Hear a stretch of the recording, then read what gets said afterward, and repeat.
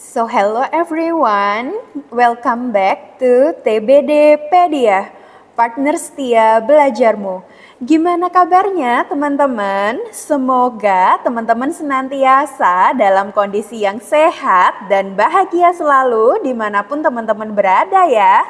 Ketemu lagi kita di sesi Bahso, bahas soal uji kompetensi program studi teknologi Bank Darah. Yang kali ini kita sudah masuk ke episode 38.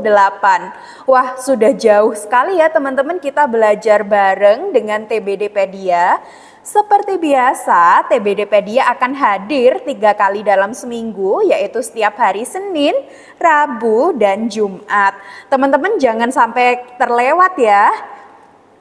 Oke, kali ini kita akan membahas sebanyak 3 soal pada area kompetensi keterampilan pelayanan darah dengan subkompetensi pemeriksaan pratransfusi. Pemeriksaan pratransfusi ini meliputi pemeriksaan apa aja ya teman-teman? Biasanya pemeriksaan pratransfusi ini meliputi uji silang serasi, pemeriksaan DCT, ICT, screening, dan juga identifikasi antibodi. Seperti biasa, setiap satu soal teman-teman akan diberikan waktu selama 1 menit untuk mengerjakan soal tersebut ya. Mengingat soal uji kompetensi kita ini berjumlah 180 soal yang harus teman-teman selesaikan dalam 180 menit. Jadi jangan di skip dan jangan lupa juga untuk menulis jawaban teman-teman di kolom komentar.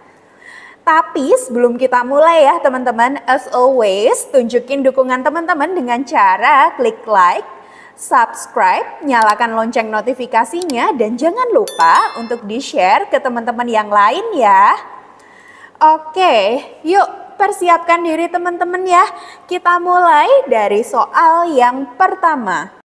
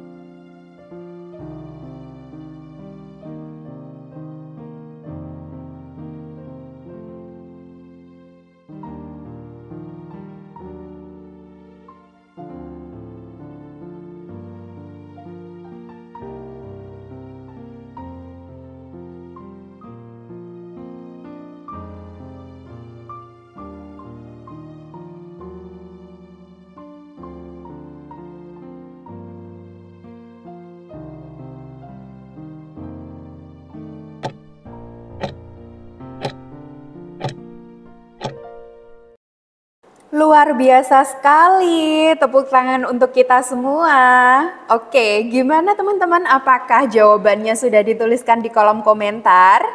Oke, kalau sudah, yuk kita mulai dari pembahasan soal kita yang pertama ya. Oke, di soal pertama terdapat kasus seorang TPD menerima permintaan darah dari IGD untuk pasien kasus KLL atau kecelakaan lalu lintas dengan nilai HB 6,5 gram per desiliter, golongan darah pasien AB. Dokter IGD menginstruksikan TPD untuk segera mengeluarkan darah dalam waktu kurang dari 15 menit mengingat kondisi pasien yang terus menurun. Apa yang harus dilakukan TPD pada kasus tersebut? Oke teman-teman, di sini apa sih yang harus dilakukan? Teman-teman pasti ingat ya, kalau proses crossmat ini sekurang-kurangnya kita dapat mengerjakan satu proses crossmat itu dalam waktu 20 sampai 30 menit. Sedangkan di soal ini dokternya minta waktu untuk pengeluaran darah ini kurang dari 15 menit mengingat kondisi pasien yang terus menurun. Apa sih yang harus dilakukan teman-teman? Oke, benar sekali. Yang harus dilakukan teman-teman adalah melabeli kantong dengan tulisan uncross match blood. Artinya apa teman-teman? Label uncross match blood ini menandakan kalau darah tersebut sudah dikeluarkan tapi belum melalui proses uji silang serasi. Lalu apakah uji silang serasi tetap harus dilakukan? Betul sekali teman-teman. Untuk crossmat atau uji silang serasi dalam kasus emergensi ini tetap harus dilakukan. Tapi darah tersebut dikeluarkan terlebih dahulu dengan catatan darah tersebut di kantongnya sudah terlabeli dengan tulisan uncross match blood. Di sini ada sumber dari Mulyantari dan Yasa 2016 dengan judul Laboratorium Paratransfusi Update yang diterbitkan oleh Universitas Udayana Press. Di sini ada beberapa langkah-langkah yang bisa teman-teman jadikan pedoman ketika teman-teman mendapatkan kasus emergensi untuk segera mengeluarkan darah dan juga komponen darah. Yang pertama, teman-teman tentu harus tetap melakukan pemeriksaan ulang golongan darah atau konfirmasi ulang golongan darah dengan metode cepat, bisa menggunakan metode slide atau rapid test, dan juga teman-teman melakukan pelabelan produk darah dengan benar dan juga detail dengan mencantumkan label uncross match blood. Tujuannya adalah agar rekan-rekan yang bertugas, dokter atau perawat yang menangani pasien tersebut tahu kalau komponen darah ini sudah dikeluarkan tetapi memang crossmat masih dalam proses. Seperti itu ya teman-teman. Semoga bisa dimengerti ya penjelasannya. Oke, kita lanjutkan ke pembahasan soal yang kedua. Seorang TPD sedang melakukan crossmatch. Hasil crossmatch mayor, minor, dan autokontrol berturut-turut sebagai berikut: 0, plus 3, dan juga plus 4. TPD melakukan pemeriksaan DCT dan hasil pemeriksaan DCT dinyatakan hasilnya positif 4. Apa yang harus dilakukan TPD pada kasus tersebut? Oke teman-teman, crossmatch mayornya hasilnya 0 atau negatif. Kemudian crossmatch minornya positif 3 dan autokontrolnya positif 4. Teman-teman masih ingat kan crossmatch mayor, minor, dan autokontrol ini isinya apa aja? Jadi kita flashback ya. Crossmatch mayor merupakan crossmatch di mana kita mereaksikan antara serum pasien dengan sel darah merah donor. Sedangkan untuk crossmatch minor kita mereaksikan antara serum donor dengan sel darah merah pasien. Dan untuk autokontrol sendiri kita mereaksikan antara serum dan juga sel darah merah pasien itu sendiri. Jangan kebalik-balik ya teman-teman ya. Oke. Gimana nih kalau nemu soal seperti ini? Apakah kita harus mengganti darah donor, mengeluarkan komponen darah, mengulang pemeriksaan DCT, melakukan pemeriksaan identifikasi antibodi, ataukah kita meminta sampel darah baru dari bangsal? Gimana teman-teman jawabannya? Oke, benar sekali. Pada kasus ini kita diperkenankan untuk mengeluarkan komponen darah. Oke teman-teman, di sini saya masih mengambil dari sumber yang sama, karya Mulyantari dan Yasa dengan judul Laboratorium Paratransfusi Update. Di sini ada bagaimana sih cara kita menangani hasil uji silang serasi tersebut. Jika mayor negatif, kemudian minornya positif dan autokontrol positif, berarti ada kemungkinan terdapat autoantibodi dalam eritrosit pasien. Lalu apa yang harus dilakukan? Yang harus dilakukan adalah kita tentunya melakukan DCT atau direct cum test. Kemudian kita juga harus melihat nih berapa sih derajat aglutinasinya. Di sini derajat aglutinasinya untuk crossmatch minor adalah positif 3 dan autokontrol positif 4 serta hasil DCT-nya adalah positif 4. Di sini kita tahu kalau crossmatch minornya derajat aglutinasinya lebih rendah dibandingkan dengan autokontrol dan juga hasil DCT-nya. Jadi teman-teman diperkenankan untuk mengeluarkan komponen darah tersebut. Jadi setiap inkompatibilitas ini memiliki cara penanganan masing-masing ya teman-teman. Jangan sampai lupa dan jangan sampai terbalik. Oke, kita lanjut ke pembahasan soal yang ketiga. Seorang TPD di BDRS menerima permintaan darah dari bangsal perawatan. TPD melakukan verifikasi identitas pada tabung sampel dan lembar permintaan komponen darah. Hasil verifikasi identitas sesuai.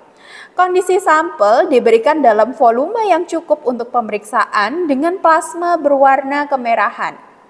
Apa yang harus dilakukan TPD pada kasus tersebut? Oke teman-teman, seperti biasa ya, kita sebagai seorang TPD tentunya dalam menerima permintaan darah, kita harus melakukan cross-check atau melakukan pengecekan kembali terkait dengan identitas pasien. Antara yang tertulis di lembar permintaan komponen darah dengan identitas yang tertulis di tabung dari sampel.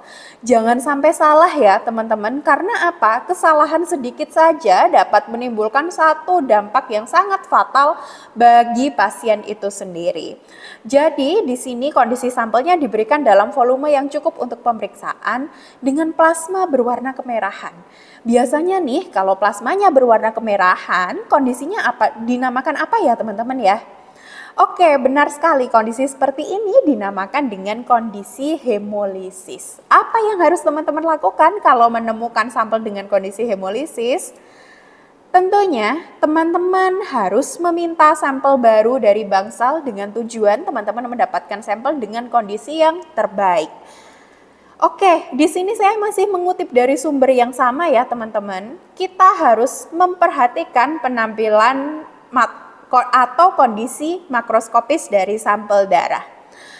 Karena apa teman-teman? Sampel darah yang lisis selama proses pengambilan sampel tidak bisa diterima karena dapat menyebabkan beberapa kasus kesalahan pembacaan dari hasil uji silang serasi yang akan dilakukan.